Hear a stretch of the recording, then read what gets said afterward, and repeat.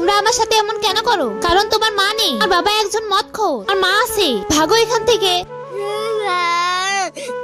আমাকে কেউ দেখতে পায় না, আমার সাথে কেউ খেলেও না। আরে মদ খেতে তো আমাকে অনেক ভালো লাগতেছে। বাবা দেখো না।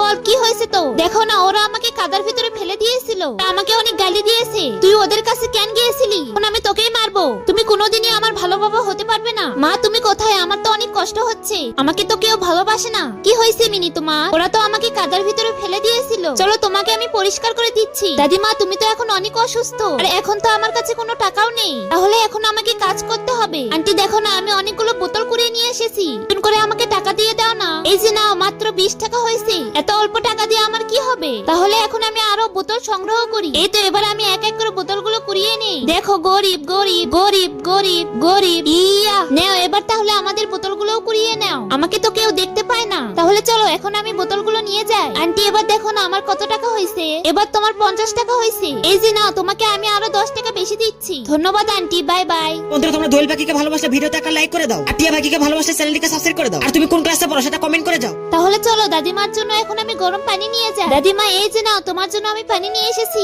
নাও এবার খাও। চলো এবার তাহলে তোমার পা পরিষ্কার করে দেই। তো দিকে অনেক কষ্ট করে চলাফেরা করে। মিনি তুই আমাদেরকে ক্ষমা করে দে প্লিজ। তুই যে এত কষ্ট করে চলাফেরা করিস আমরা তো সেটা বুঝতে পারিনি।